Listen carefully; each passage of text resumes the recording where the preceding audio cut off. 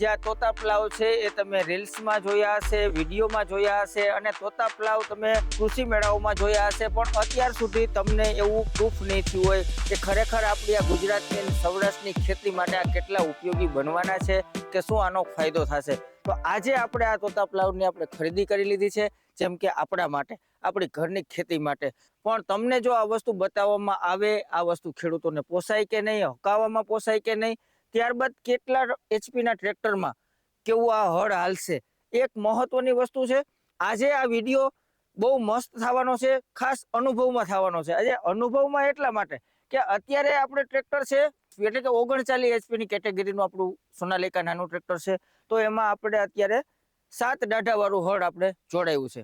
આપણી પાસે 50 HP નું ટ્રેક્ટર છે, પણ પહેલા આનો ટ્રાયલ લઈ કે આમાં ખરેખર કેટલા દાંતા હાલશે, તો આપણે એ પહેલા ચેક કરી ત્યારબાદ આપણે 50 HP માં જઈ, ત્યારબાદ આનો ઉપયોગ કેમ કરવો, માની લ્યો કે ઉનાળુ ખેતી માટે, શિયાળુ ખેતી માટે અને કયા કયા ખેતી માટે આની વધારે બેસ્ટ આનું રિઝલ્ટ મળવાનું છે તે પણ આપણે આગળ વિડીયોમાં જાણી। એ પહેલા હું તમને કહી દઉં કે આ 411 કિલોનું આ વજનમાં અત્યારે છે, ફૂલ હેવી છે અને અરાઇસ કંપનીમાંથી આપણે આ લીધેલું છે કે આનું પાવડર કોટિંગ કલરનું કામ આવે છે, જેથી standard company A to Z। અને આની જે હેવી આ જે વસ્તુની વાત કરી તો આમાં આપણે કોઈ ફાટો આવે કે કાંઈ નહીં, આ જેટલું આપણું પલટી પ્લાવ ઊંડું બેસે એટલું આ બેસે એવું કહેવાનું થાય છે। પણ આપણે તો જોવાનું છે, આજે જાણવાનું છે, ખાસ મજા આવવાની છે।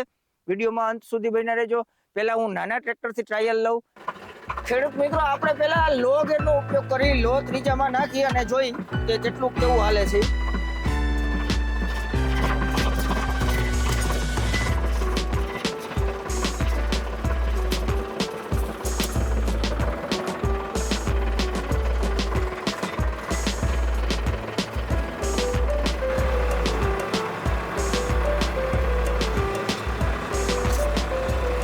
આપણે આને લો ત્રીજામાં ટ્રાયલ લીધો। લો ત્રીજામાં તમે અત્યારે આની પોઝિશન જોઈ શકો છો। આ ટ્રેક્ટર હાવ નાનું છે, બચલું કહેવાય આ પ્લાવ પ્રમાણે। તો આની બ્લેડ જ્યાં સુધી છે તો બ્લેડ તો અત્યારે ઢકાઈ જાય છે, બરાબર। એટલે અત્યારે આશરે વેત 1 પાંચ તો પાકી આ વેત છે। આ વેત 1 એટલે કે 9 ઇંચ લગન અત્યારે સમથિંગ છે ને, 9 ઇંચ જગ્યા સુધી આ નાનું ટ્રેક્ટર બેસાડી શકે છે। અને આ પડું માથે ઉપર ખાલી આછું એવું રોટાવેટર ચલાવેલું છે, જે જુવાર વાળું અને મકાઈ વાળું આ ખેતર છે। તો એમાં પણ અત્યારે આ ભેજ છે છતાં પણ સારું બેહે છે। એક જ વખત, જે લોકો 2 વખત કલટી હાકે છે આડી ઊભી, એ આડી ઊભી કલટી ના હાંકવી પડે। અને આ નાના ટ્રેક્ટરમાં પણ 7 દાંતા હાલે।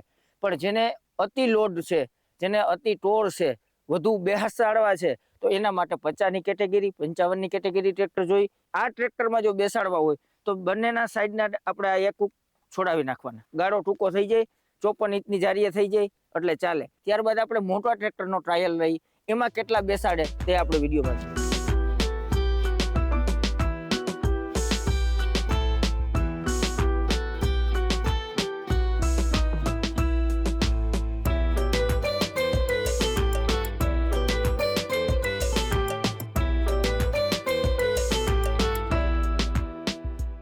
ખેડૂત મિત્રો, આપણે લો ત્રીજામાં આવ્યા 9 ઇંચ જેટલું કામ આપે છે।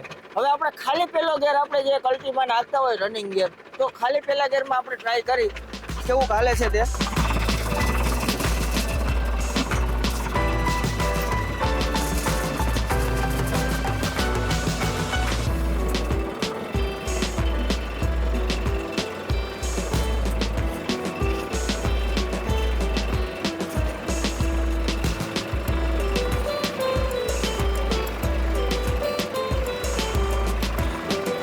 ખેડૂત મિત્રો, આપને પહેલા ગેરમાં એવું જાણવાનું મળ્યું કે પહેલા ગેરમાં પણ ચાલે છે, ઉના જેટલું જ બેસે છે, એમાં ફરક નથી, પણ ટ્રેક્ટરને ખાસ લોડ પડે છે, એટલે કાયદેસર રીતે હાંકવાની મજા ન આવે। જો લો ત્રીજામાં આપણે કાયદેસર હાલ્યું જતું હતું, ટ્રેક્ટરનો અવાજ જેમાં ડીઝલ ના આવે, ટ્રેક્ટરમાં ટાયર ન સ્લીપ મારે, અને પહેલા ગેરમાં ટાયર તો સ્લીપ નથી મારતા, જમીનને ચોટે છે, પણ સેજ લોડ પડે છે, કારણ કે નાનું ટ્રેક્ટર છે। હવે કહેવાનો અર્થ એ છે ખેડૂત મિત્રો કે જે હુતરાઈની વાત કરી, તો આજે 35 HP નું ટ્રેક્ટર, આ 7 દાંતાનું પ્લાવ બોલાવવું બહુ અઘરું છે, અને આટલી ઊંડી ખેડમાં તો બહુ સારી વાત કહેવાય। આની હુતરાઈની પણ સારી વાત કહેવાય। ને બીજો ફાયદો એક તમને કહી દઉં, આમાં ઢેફું નહીં નીકળે। આજે આ અમારી એવી જમીન છે, અત્યારે આપણે આમાં કલટી હાંકી હોત ને તો ઢેફા બહુ જ નીકળત, એની બદલે તમે આના એક ઉથલ મારેલી છે, તમે જોવો આના ઢેફાની સાઈઝ તમે જોવો કે આ જમીનને છે ને ટ્રેક્ટરને લોડ ન પડતો એનું કારણ આ જમીનને નીચેથી ઉપાડીને આમ ઉપર લે છે, જેથી કરવાથી શું છે કે ટ્રેક્ટરને લોડ નથી પડતો અને ઢેફાને છે ને જમીનને આમ અત્યાર સુધી જે ઓજાર બનાવવામાં આવ્યા એ કઈ રીતે આમ આગળ લેતું જાય એટલે આડું ઢેફું નીકળે. આ આડું ઢેફું નહીં, નીચેથી જમીનને સીરી અને ઉપર લે છે એટલે ઢેફા ઓટોમેટિક ફાટી જાય છે અને ઢેફા નીકળતા નથી. એનું આ એક બેસ્ટ કારણ છે. હવે આપણે મોટા ટ્રેક્ટરમાં ટ્રાયલ લઈ, ખાસ મજા આવશે, વિડીયોમાં ખાસ બન્યા રહેજો. ચાલો ખેડૂત મિત્રો, આપણે નાના ટ્રેક્ટરમાં ટ્રાયલ લીધો, પણ એ પહેલા થોડીક તમને ચર્ચા કરી દઉં કે આપણે મોટું ટ્રેક્ટર આવી ગયું છે અને આપણે હવે આમાં જોડાવા છે. જોડાવા પહેલા તમને આની જે ખાસિયતો છે એ વસ્તુ બતાવી દઉં. હવે વસ્તુ આખી ક્યાં છે કે આની આપણે જારીની વાત કરીને, આ 12ની જારી આપણે દાઢા છે, 12 ઇંચની જારી. આ 24 ઇંચમાં 2 દાઢા આવે એટલે એક દાઢાની ગાળો આપણે આમાં 12 ઇંચ છે એટલે 1 ફૂટ. હવે 1 ફૂટનો આ ગાળો છે, અહીં તમે જો 12 ઇંચ બરાબર છે. હવે આ આપણે જે આની આપણે જોઈ તો આ 12 ઇંચ છે, આની પાંખ 12 ઇંચ છે. તમને આમાં શું જાણવા મળ્યું? 2 દાઢાની વચ્ચેનું અંતર એટલે કે 12 ઇંચ એટલે કે 1 ફૂટ થયું. તો જે બ્લેડ છે એ પણ 1 ફૂટની છે. એટલે કહેવાનો અર્થ, આ પ્લાવ હલાવ્યા પછી જાણે ટ્રેક્ટર આપણે રાપ હાકી છે ને, એ રાપ હાકી તોય ભલે, ન હાકી તો ભલે, નીચે જમીનને લેવલ કરી જાય એટલે ભડું રીએ નહીં. બરાબર છે? નોર્મલ ભડું રીએ, જ્યાં આગળનો ભાગ છે વધારે એ વધારે બેસેલો હોય તો નોર્મલ ભડું રીએ છે.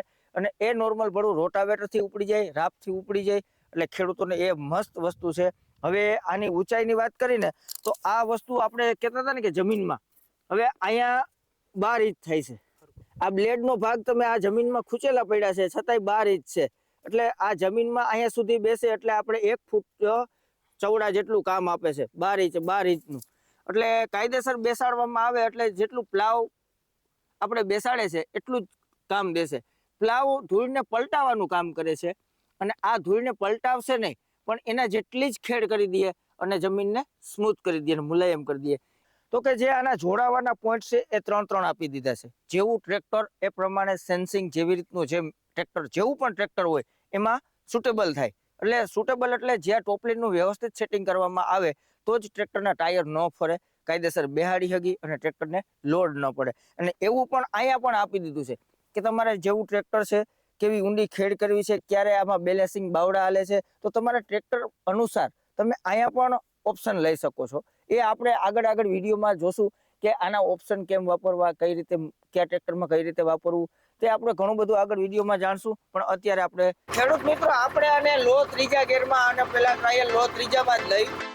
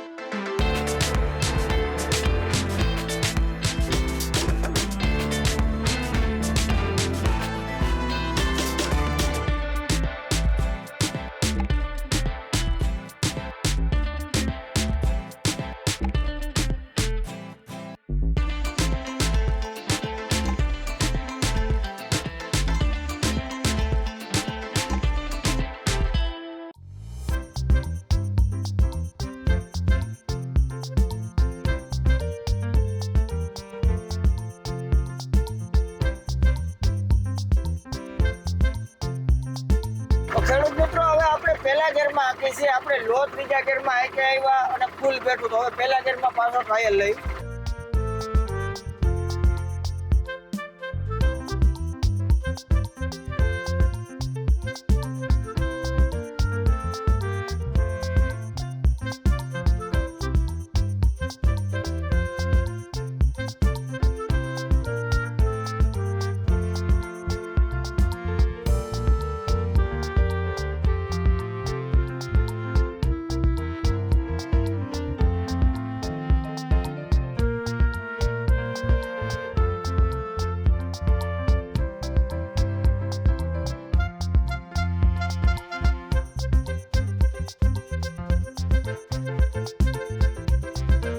મિત્રો તમે જોવો છો કે આપણે પહેલા ગેરમાં અત્યારે હાકી છીએ, બરાબર, અને પહેલા ગેરમાં પણ સારી ખેડ કરે છે. અને હવે આ જમીન પણ એકદમ કડક આવી ગઈ છે અહીંથી. ફૂલ કડક અને પડતર પડા જેવું આ પડું છે, તો તમે જોઈ શકો છો. અને પૂરેપૂરું આ 1 ફૂટ જેટલું આ સવડું અત્યારે ઊંડું બે છે.